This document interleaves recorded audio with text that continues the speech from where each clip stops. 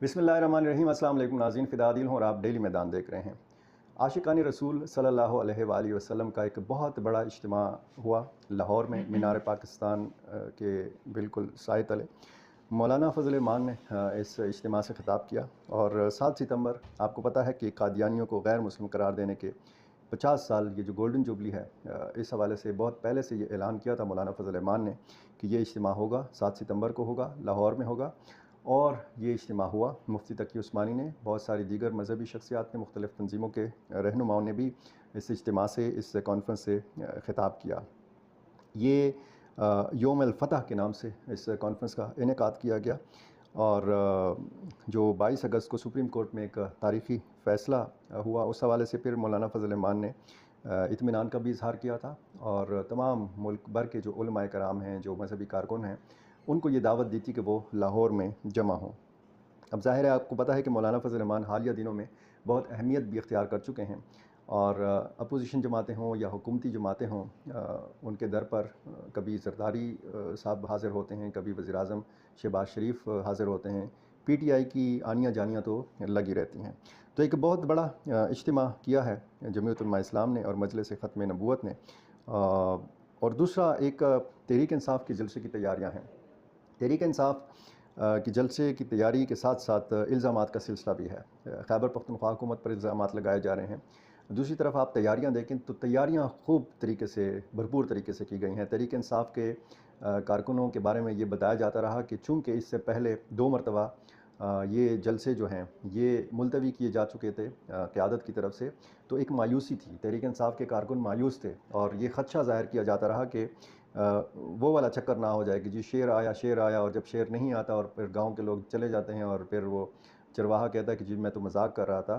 तो जब ये हकीकी तौर पर शेर आया तो फिर चरवाहे की मदद को कोई नहीं पहुंचा। तो इसी किस्म का ख़दशा जो है वो ज़ाहिर किया जाता रहा कि तहरीक इंसाफ़ के कारकुन इस तीसरी मरतबा जलसे के लिए बाहर नहीं निकलेंगे।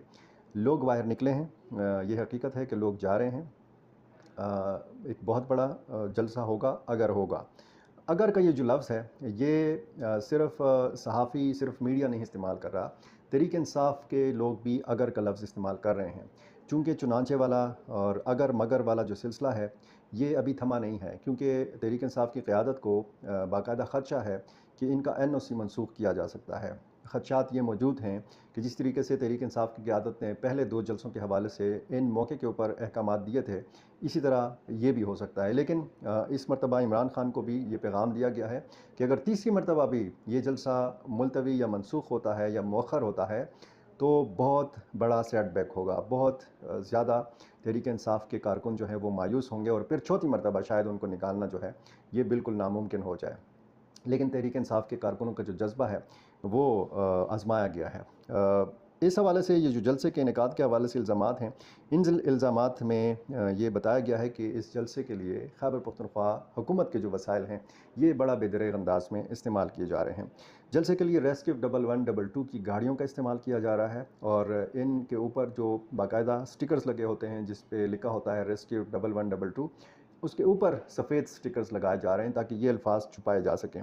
साथ साथ इस इदारे की एम्बुलेंसेस और फायर व्हीकल्स जो हैं ये भी कोशिश की जा रही है कि पहले मरहले में सवाबी पहुंचाई जाएं। बाकायदा कंटेनर्स भी तैयार किए गए हैं और ये बताया गया है कि प्लान ए, बी और सी तश्कील दिया गया है, बनाया गया है ये प्लान।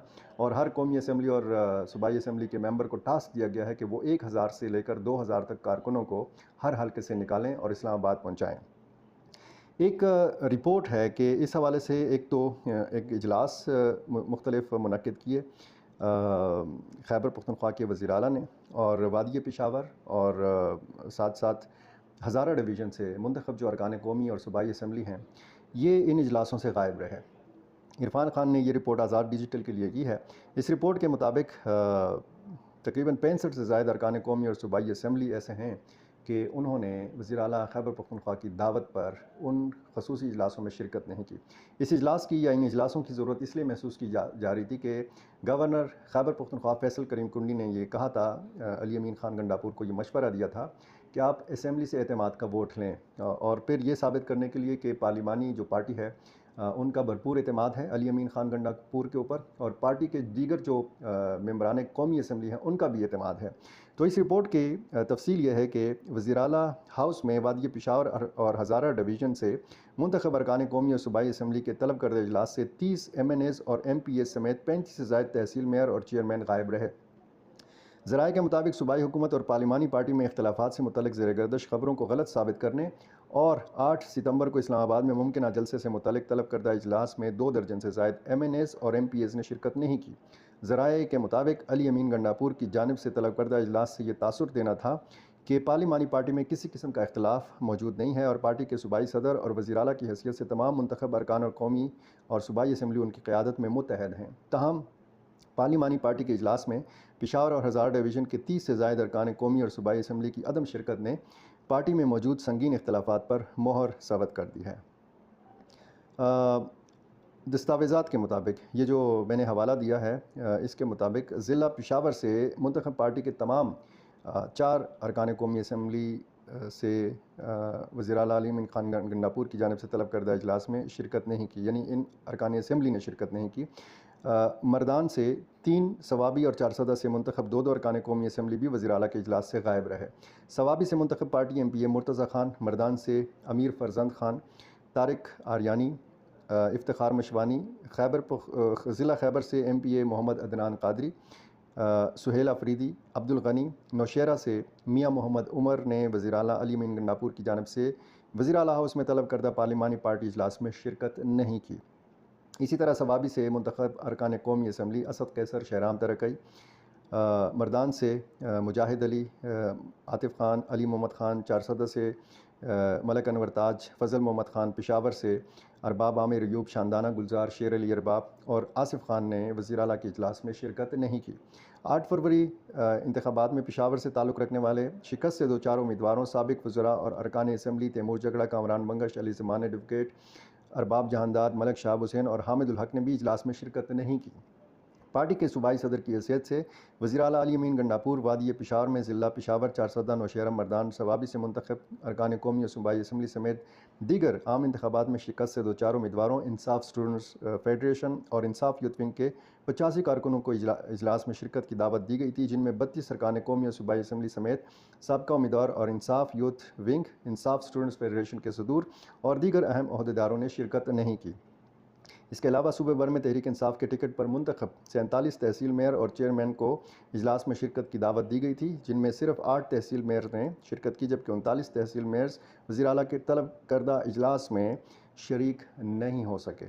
یہ اس جلسے سے متعلق چونکہ خبریں تھیں اور بہت زیادہ آپ کو پتہ ہے پارٹی کے اندر اختلافات کی خبریں ہیں، خیبر پختونخوا حکومت کے اندر اختلافات کی خبریں ہیں، اور ایک سمری جو گورنر کو بھیجی گئی ہے صوبائی کابینہ میں رد و بدل کے حوالے سے، اس پر گورنر فیصل کریم کنڈی دستخط نہیں کر رہے۔ انہوں نے کہا کہ 2-3 دن ابھی ہیں، صوبائی حکومت کو یا وزیر اعلیٰ کو جلدی کیا ہے، وہ یعنی گورنر جو ہیں اسلام آباد میں انتہائی اہم میٹنگز، انتہائی اہم ملاقاتوں میں مصروف ہیں، ان کے پاس وقت نہیں ہے شاید، تو یہ معاملہ بھی لٹکا ہوا ہے۔ آگے جو 2-3 دن ہیں اس حوالے سے کافی اہمیت کے حامل ہیں۔ صوبائی کابینہ میں رد و بدل کی سمری جو ہے یہ باقاعدہ بھیجی جا چکی ہے گورنر کو، گورنر نے اس پر ابھی تک سائن نہیں کیے۔ یہ بھی اور خیبر پختونخوا کہ جو ایک منسٹر شکیل خان کو فارغ کیا گیا تھا، ان پر کرپشن کا الزام لگایا گیا تھا، شکیل خان کی طرف سے علی امین خان گنڈاپور کے خلاف کرپشن کا الزام لگایا گیا تھا، تو یہ پارلیمانی پارٹی کے اندر بھی معاملات چل رہے ہیں۔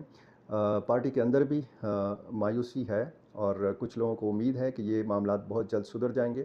یہ جلسے کا انعقاد ہوگا تو اس سے ظاہر ہے کہ علی امین خان گنڈاپور کا گراف جو ہے یہ اوپر جا سکتا ہے۔ وہ صوبائی صدر بھی ہیں، وہ اس صوبے کے وزیر اعلیٰ بھی ہیں، اور تاثر یہ ہے کہ خیبر پختونخوا کے جتنے بھی قافلے جائیں گے یہ علی امین خان گنڈاپور کی قیادت میں جائیں گے، اور بہت زیادہ یہ جو تیاریوں کا بوجھ ہے یہ علی امین خان گنڈاپور کے کاندھوں کے اوپر ہے۔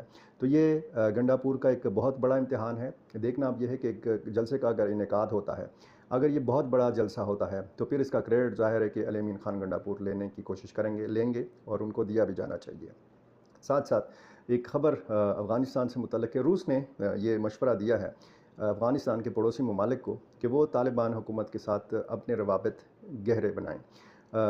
آپ کو پتہ ہے کرغزستان نے حال ہی میں اس لسٹ سے طالبان کو نکالا ہے جو دہشت گردوں کی لسٹ ہوتی ہے، اور روس کے جو صدر ہیں ولادیمیر پیوٹن، ان کے پاس بھی ایک مسودہ پڑا ہوا ہے، اور اس مسودے کے مطابق روس بھی بہت قریب پہنچ چکا ہے اس فیصلے کے کہ جس کے تحت افغان طالبان کو دہشت گردوں کی لسٹ سے نکالا جا سکتا ہے۔ اب ایک مشترکہ ضرورت ہے، داعش کے خلاف ان ممالک نے لڑنا ہے، روس نے لڑنا ہے، افغان طالبان نے لڑنا ہے، وسطی ایشیا کی ریاستوں نے لڑنا ہے۔ تو یہ ایک وہ نقطہ ہے کہ جس کی وجہ سے روس یہ بات کہنے پر مجبور ہوا ہے کہ یہ ضروری ہے کہ افغانستان کے جو پڑوسی ممالک ہیں ان کے گہرے روابط ہوں افغان طالبان کے ساتھ، افغان حکومت کے ساتھ۔